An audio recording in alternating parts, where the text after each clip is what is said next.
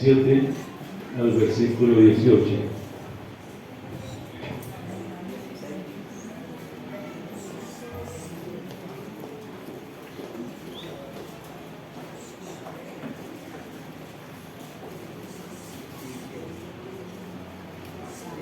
Marcos capítulo 16, versículo 17 al versículo 18. Amén.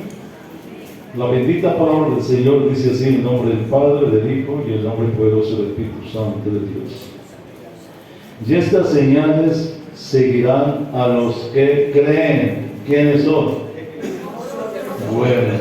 En mi nombre echarán fuera demonios, hablarán nuevas lenguas. Tomarán en las manos serpientes, y si bebieren cosa mortífera no les hará daño. Sobre los enfermos pondrán sus manos y sanarán. Esta es una promesa para la iglesia de hoy en día. ¿Eh? La gloria sea de Dios. Bueno, hermanos,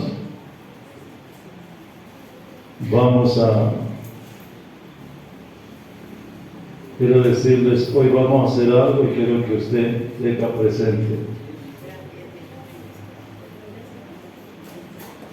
Y si quiero hablarle de algo,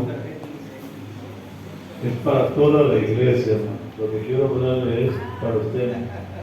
Nadie puede decir que eso no me toca a mí, porque lo que Dios me ha dado para ustedes es verdaderamente lo que Dios quiere para la iglesia. Quiero que usted se concientice esta mañana. La gloria de Dios, prepárese para hoy. Quiero hablarle del tema ministrando liberación. ¿Quién puede sentarse, hermano? La mayoría de las personas no están viviendo vidas espiritualmente libres. Están atados por dentro, tienen estrés, tienen preocupaciones, tienen fatiga, tienen aburrimiento, tienen amargura, tienen espíritu de culpa, remordimiento, miedo y ansiedad. Jesús dijo así en Juan capítulo 8 versículo 35: así que si el Hijo os libertare, seréis verdaderamente libres, dice. Amén. Amén. Cuando yo estoy hablando de esta parte de que estamos atados, nadie puede decir yo no estoy atado, porque nosotros somos, cierto, seres humanos que cometemos faltas, errores, porque somos humanos. Pero de acuerdo a eso, también Dios nos está mostrando algo que verdaderamente puede servirnos a nosotros para ser libres en este momento. Yo no quiero que nadie hoy se vaya de aquí sin ser libre, hermano. ¿Usted cree que puede hacerlo? ¿Sí? La primera libertad en la vida cristiana es una conciencia totalmente libre. Y esto es lo que sucede cuando Dios perdona todos sus pecados y borra todas sus culpas. Él pasa un borrador gigante a todo lo que haya hecho mal. O sea, borra toda imagen, borra todo pensamiento malo que tengamos en nuestras mentes. Una vez vi un cartel en una estación de gasolina que decía: un motor limpio da más potencia. Eso también es cierto con la conciencia. La culpa es una de las emociones más destructivas. Le acarrea y le acarrean problemas y también le pone cosas pesadas en su vida. La razón por la que tantas personas están agotadas es porque llevan una bolsa de basura de culpabilidad sobre sus hombros. La voluntad de Dios para su venida es que ya no cargue con el peso de culpa, como diciendo: si Cristo viene pronto, que los encuentre a nosotros preparados, limpios, porque Él dice que quiere una iglesia que sin mancha y sin arruga. Amén. Él quiere que sea libre de culpas, hermano. Para entender que la libertad tenemos que entender cuál es el sentimiento de esclavitud que nos tiene a nosotros. No hay lazos físicos que nos aten. Son actitudes, creencias, hábitos y características de la propia personalidad lo que nos hace sentir el peso de una situación. Lo que nosotros llevamos muchas veces en nuestras vidas son cosas que nos atan. Muchas veces somos nosotros mismos por nuestras mismas actitudes que tenemos. Quiero llevarles a Colosenses capítulo 1, Si lo tiene allí. Colosenses capítulo 1, versículo 13 y versículo 14 dice aquí: el cual nos ha librado de las potestades de las tinieblas y trasladado al reino de su amado Hijo, en quien tenemos redención por nuestra sangre, el perdón de pecados, dice la palabra del Señor. Y yo le llevo a Romanos capítulo 12, versículo 2, la palabra del Señor dice así: no os conforméis a este siglo, sino que transformaos por medio de la renovación de vuestro entendimiento, para que comprobéis cuál sea la buena voluntad de Dios, agradable y qué más, y perfecta. La gloria sea de Dios. ¿Dónde están los problemas? ¿Dónde están los conflictos? ¿Dónde están las circunstancias adversas en la vida de nosotros? ¿Dónde está eso? En el alma es donde tenemos heridas, es donde tenemos ataduras, es donde tenemos falta de perdón, es donde tenemos sentimiento de rechazo, donde tenemos bajo estima. Es la mente. Eso, o sea, el alma es el asiento de las emociones y los sentimientos.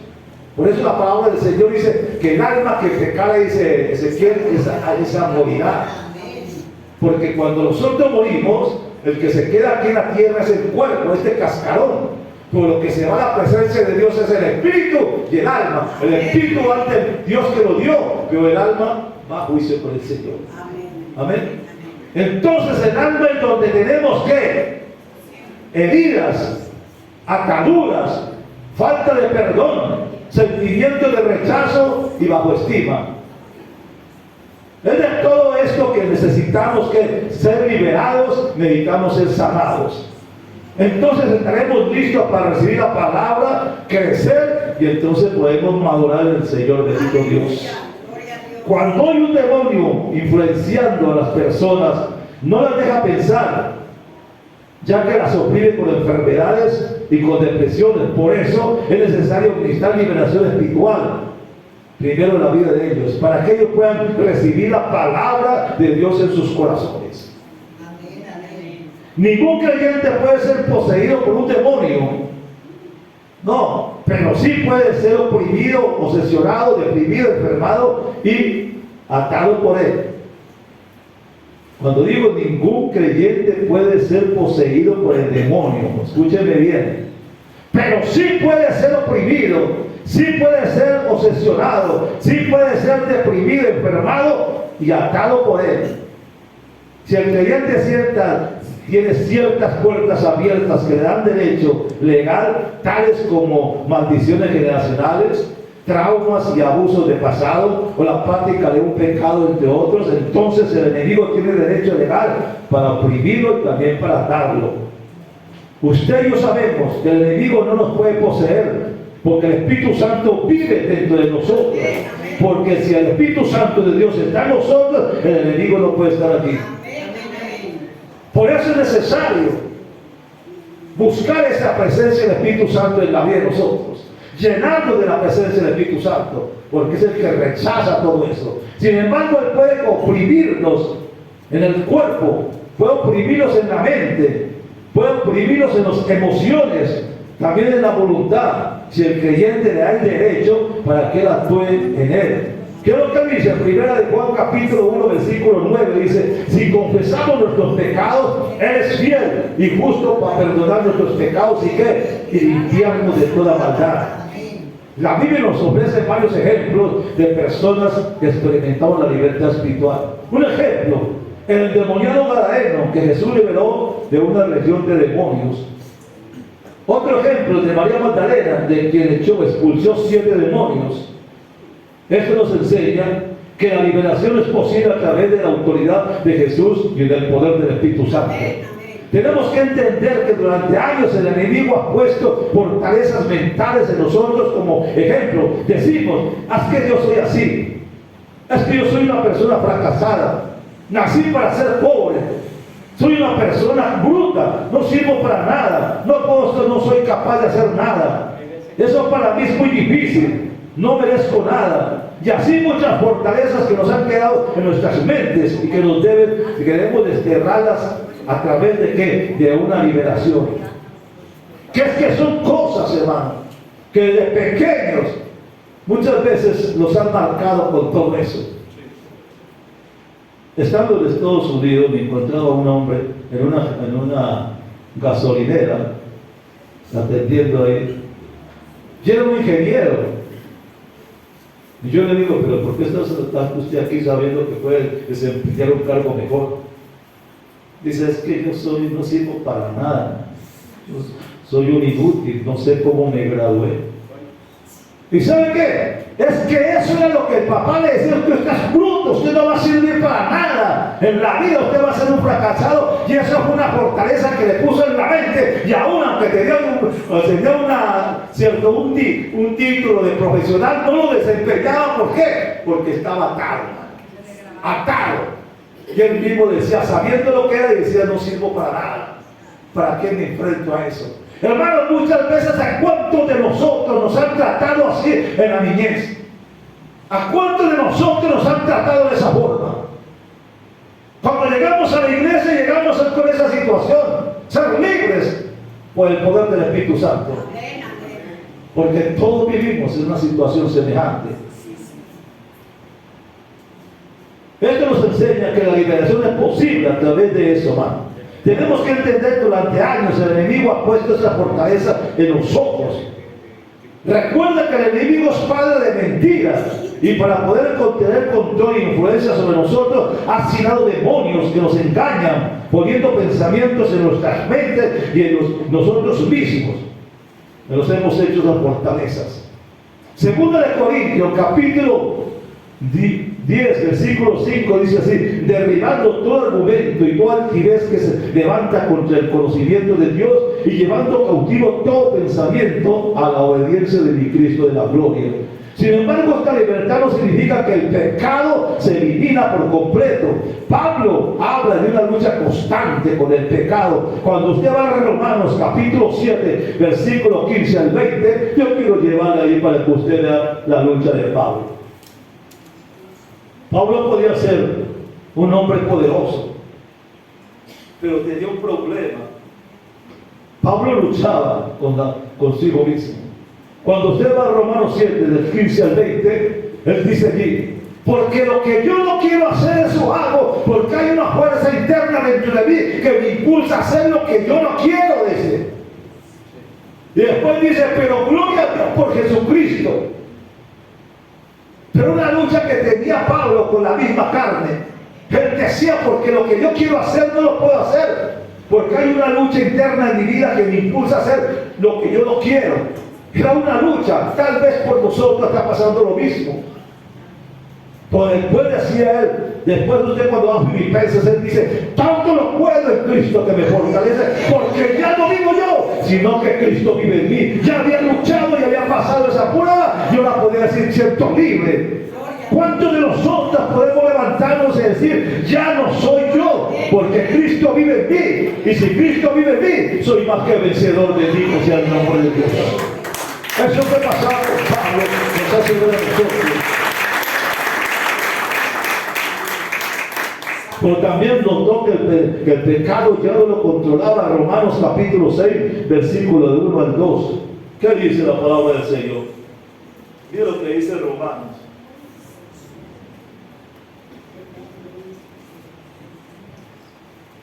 Romanos capítulo 6, versículo 1 y versículo 2, la palabra del Señor dice así: ¿qué pues diremos?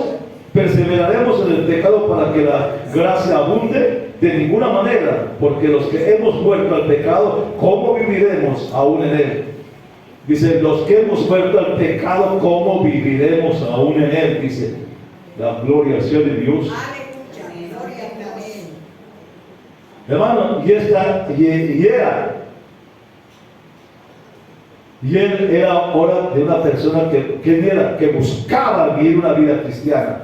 Pablo era un hombre que quería meterse con el Señor, pero quería tener una nueva vida. ¿Qué dice Romanos 12, 1, 2?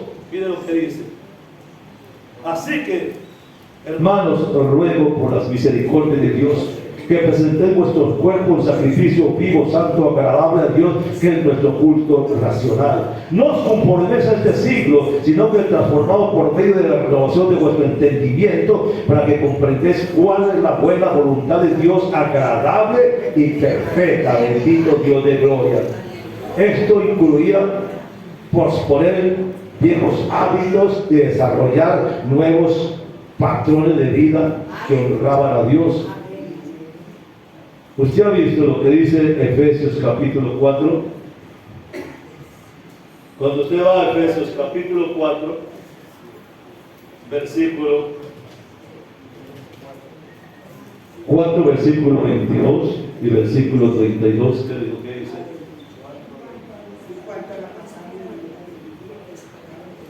¿Qué dice? 4:22.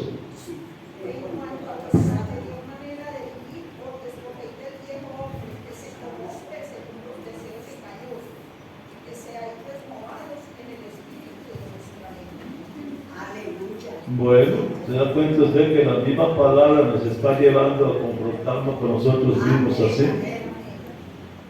Esto indica que nosotros tenemos que morir al viejo hombre y empezar una vida nueva con el Cristo la gloria. Él lo intentó con el Señor Jesucristo cuando quiso tentarlo en el ayuno, y lo intentará con cada uno de nosotros día tras día sin descansar. Cuando el Señor Jesús anunció por primera vez, cuando usted que estaba leyendo, mi hermana, en Isaías capítulo 1, versículo 3, 61. ¿Qué es lo que dice? Isaías 61, capítulo 1 y versículo 3 dice: el Espíritu de Jehová el Señor está sobre mí, porque me ungió Jehová y me ha enviado a predicar buenas nuevas a los abatidos, a vendar a los quebrantados de corazón, a publicar libertad a los cautivos y a los presos apertura de la cárcel, a proclamar el año de la buena voluntad de Jehová y el día de venganza de Dios nuestro Señor, a consolar a todos los enlutados, a ordenar que a los afligidos de Sión se les dé ¿qué? Oro de gloria en lugar de ceniza. ¿Qué más dice? Manto de alegría en lugar de espíritu angustiado, y serán llamados árboles de justicia, plantío de Jehová para la gloria suya. Bendito Dios. Eso es lo que dice Isaías. Y quiero que nos vamos a meter en esa parte nosotros. La sanidad interior es el proceso mediante el cual una persona es liberada, sanada de heridas y traumas del pasado. Las experiencias duras y amargas han dejado heridas, han dejado vacíos en el corazón, además de resentimiento, de soledad, temor, miedo, depresión y ansiedad. Hermano, cuando nosotros venimos a las cosas de Dios, aquí no viene uno con una aureola de santidad. Cuando nosotros venimos a la casa de Dios, venimos en esa condición, hermano, golpeado, maltratado, vituperado, rechazado y muchas veces tantas cosas más. Eso es la obra de Dios. Cuando llegamos a los pies de Dios, la obra de Dios es hacer eso. Danos un espíritu de paz, de gozo, de alegría, cambiando lo malo por lo bueno, para mostrarnos cuánto nos ama Él a nosotros. Cuánto lo creen así. Y por eso dice que la palabra quebrantar significa romper, separar con violencia las partes de todo. Y así puede estar el corazón hecho pedazos, puede estar herido. Jesús vino al mundo para tomar cada pedazo de su corazón y todo aquello de su vida que está roto, para ponerlo junto y tomar toda herida, rechazo, amargura, falta de perdón, culpabilidad y todo eso que esté afectando su vida. Yo no sé a quién le estoy hablando en esta mañana, pues solamente le digo, hay una bendición para ustedes, y sea el nombre de Dios. Hechos capítulo 19, del 11 al 20.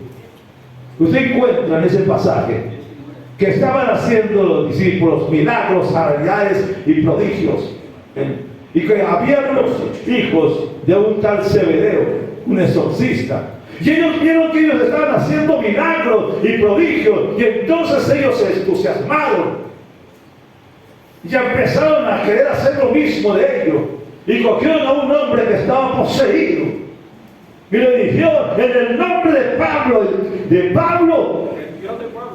¿Y qué más dice? El Dios de Pablo. Y habla, ¿cierto? Y el Dios, y el que Pablo predica, no le estaba diciendo en el nombre de Jesús. Y empezó a echarlo fuera. Y el demonio se levantó y le dijo: yo conozco a Pablo y sé quién es Jesús, pero ustedes quiénes son. Y se le fue encima y los desbarató, sacó corriendo, casi los mata.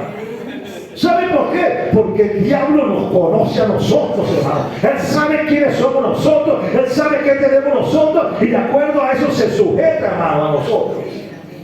Yo le voy a dar un testimonio. Una vez teníamos un culto de oración un martes y estábamos precisamente de este tema, sanando. Estábamos reprendiendo un espíritu de los demonios. Llegó una jovencita allí que el martes anterior habíamos sanado a ella y habíamos liberado. Y apareció ese otro martes allí sentada. Y había hecho pacto con el diablo. Pasé por el lado de ella y seguí. Cuando me devolví para irme a donde ella, ¿saben qué decía el diablo? Ya viene ese viejo otra vez a atormentarme. Si lo conoce a uno, dice: ya viene otra vez ese viejo a atormentarme. Entonces nos conoce y sabe quiénes somos, hermano. Y de acuerdo a eso, hermano, Dios nos ha dado una autoridad para reprender, atar y ligar y echar fuera. Pero somos nosotros mismos, hermano, porque vivimos atados y por eso tenemos tantos problemas en el hogar, tantos conflictos, tantas necesidades, tantas angustias y tantas cosas, hermano, pero que no son de Dios, sino que el diablo es el que ha, porque le hemos abierto la puerta para ellos. ¿Lo cree usted o no lo cree? Aunque Dios desea bendecir a su pueblo y usarlo para bendecir la tierra, el diablo siempre maldice a los hijos, a hijas, separándoles de su herencia y de ese destino eterno que Dios tiene para nosotros. Es por eso que ha atacado tan salvajemente a la familia, sembrando semillas de discordia, de desconfianza, confusión moral, que llevan a divorcios, vidas destruidas, relaciones quebradas y esperanzas y sueños rotos. Pero ahí donde dice Jesús, en Juan 10:10 dice: el enemigo no vino sino para matar, robar y destruir, pero yo he venido para que tengan vida y vida en abundancia. Bendito sea el nombre de Dios. Pero yo le digo, cuando él dice que él ha venido a sembrar discordia en la familia, ¿cuántas familias viven en discordia hoy en día? Divorcios. Esa es la número uno hoy en día. Vidas destruidas, relaciones quebradas, esperanzas y sueños muchas veces rotos. Lamentablemente muchos son los cristianos que no esperan, ¿cierto?, que esa maldición sea rota.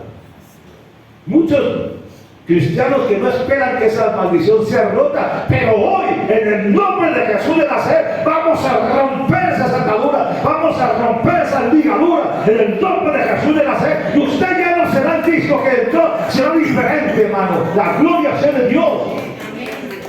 Cuando estábamos leyendo Isaías capítulo 61 al 3, yo pregunto, decía que vino a desatar los cautivos. Yo pregunto, ¿quiénes están presos o quiénes están cautivos en esta mañana aquí?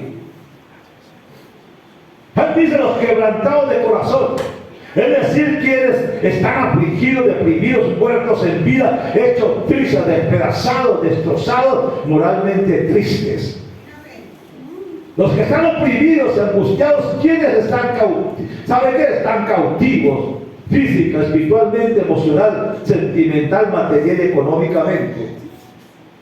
Los cautivos, opresos, dice,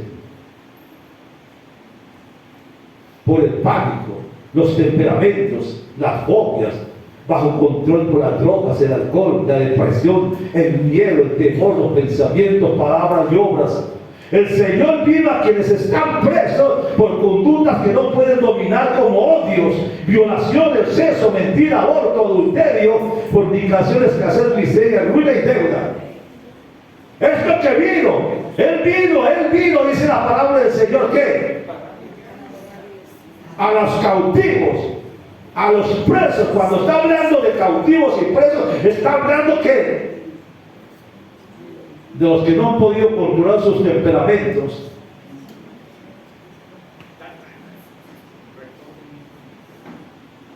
Y ustedes no tienen mal temperamento, ¿cierto que no? Porque Cristo está en su corazón. Las fobias, bajo control de drogas, el alcohol, la depresión. ¿Cuánta gente sufre de depresión? Número uno de la enfermedad hoy en día.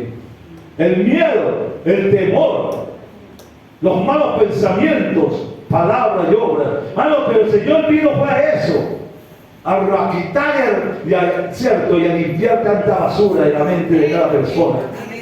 Él vino a abrir las puertas de las cárceles, a dar libertad, vino a dar vista a los ciegos, física y espiritualmente, discernimiento, revelación, avivamiento y entendimiento, por donde está el Espíritu de Dios.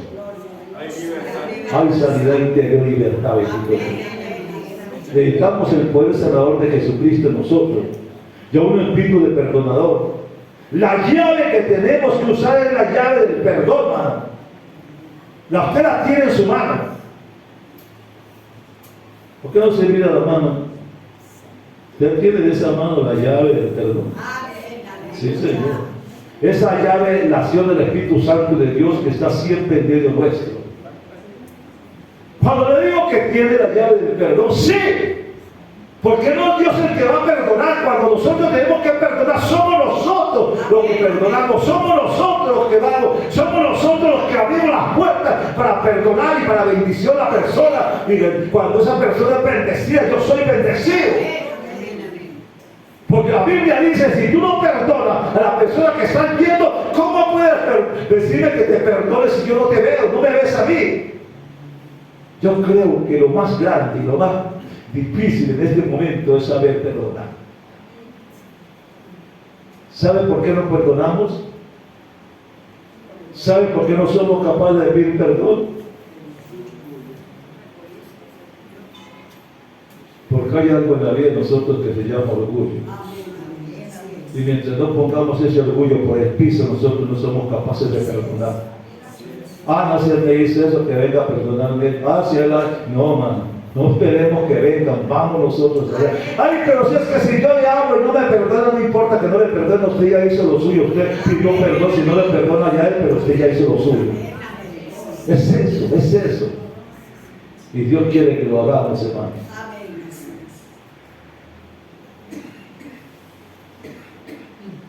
Usted puede sentir su presencia, hermano.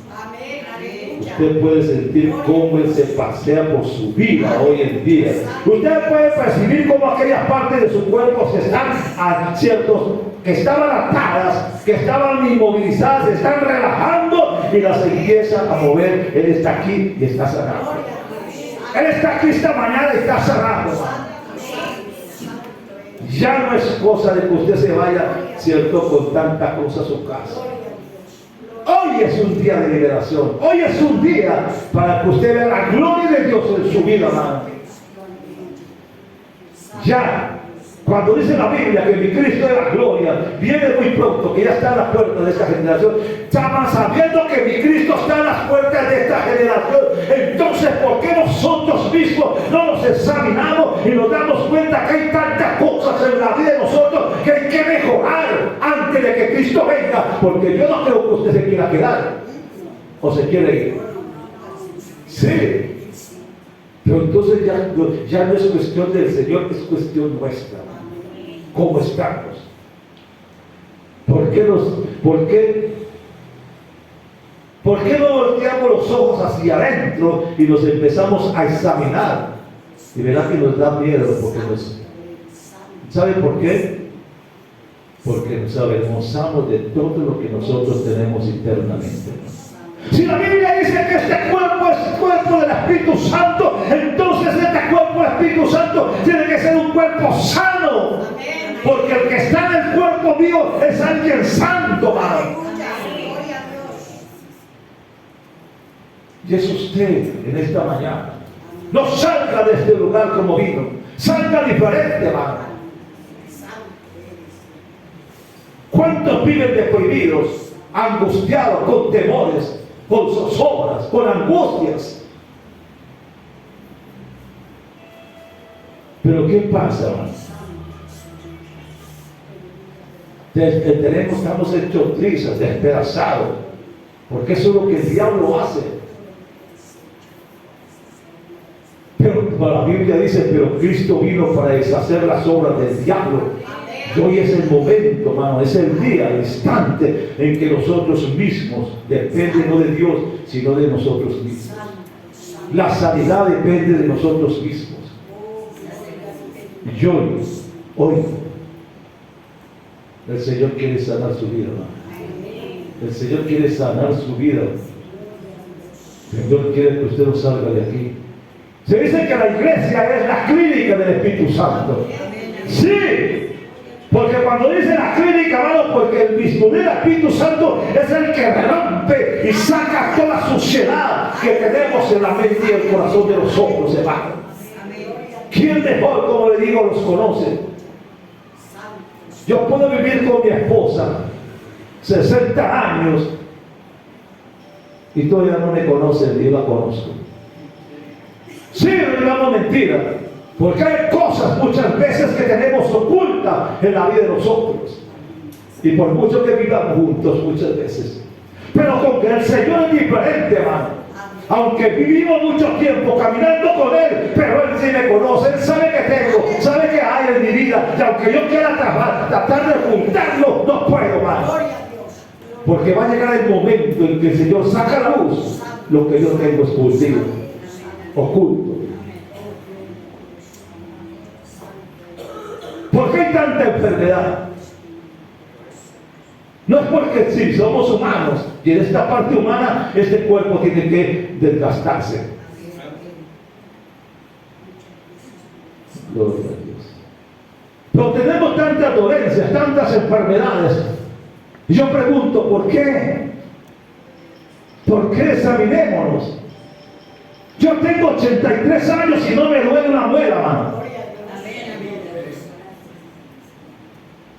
Y cuando digo no me duele una muela, yo digo sí, porque hasta ahorita, no sé mañana, yo tengo que estar examinando todos los días cuando me meto por el Señor y pedirle perdón por cada cosa o hecho que yo haya ofendido a Él. Que me enseñe a relacionarme con las personas de una y otra forma. Yo trato de cuidarme, porque yo sé que cuando Él venga, yo no quiero quedarme. Entonces, tenemos que hacer eso que se llama libertad espiritual. Y hay veces nos da pena enfrentarla a eso, ¿no? Nos da pena enfrentarnos a ello. Y yo le digo, estamos aquí en la iglesia, perdónenme, pero ¿cuántos de los que estamos aquí en la iglesia todavía tenemos cosas internas que nos subyugan? Cosas que muchas veces, aunque decimos un Pentecostés, hermano, ni sabe un avivamiento, no llega a la iglesia. No porque el Señor no quiera, porque Él sí quiere dar un avivamiento, pero nosotros lo detenemos. ¿Por qué? Por nuestra vida. Cuando la iglesia sea sana, hermano, el avivamiento viene mismo. Porque somos nosotros los que estamos deteniendo esa bendición de Dios. Y esta es una mañana de bendición, hermano. Es un momento de meditación. ¿Qué soy yo? ¿Qué tengo yo? ¿Para dónde voy? ¿Qué hay en mi vida? ¿Qué no es lo que decía el salmista David? Examíname si hay todavía iniquidad en mi vida. Y eso debe de ser para nosotros hoy en día.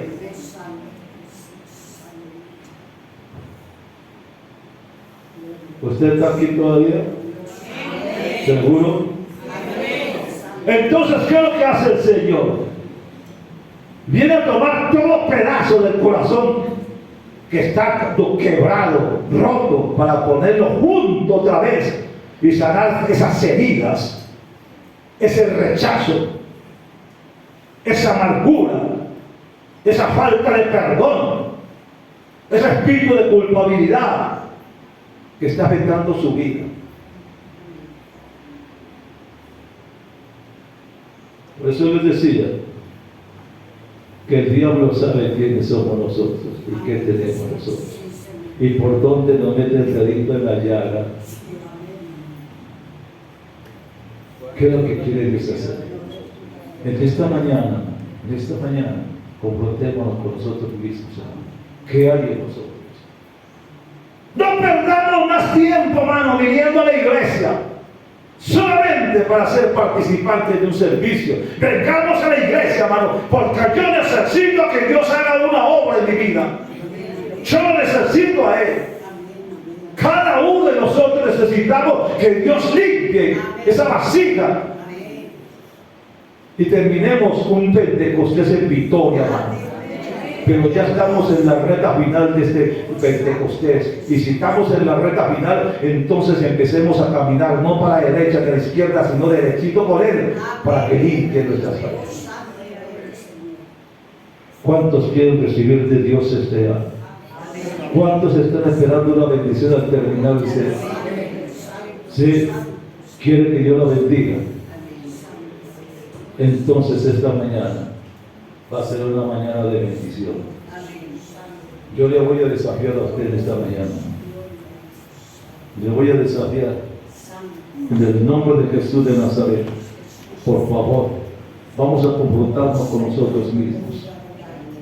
Vamos a, no le importa el pastor que está aquí, ni su hermanito, ni su otro hermanito, ni el otro líder. Venga aquí, porque usted necesita de Dios. Usted necesita salir de aquí. Hermano, hoy quiero hablarle a usted de que usted en este momento, hermano, está tan aferrado a tantas cosas que le están robando bendición a Dios.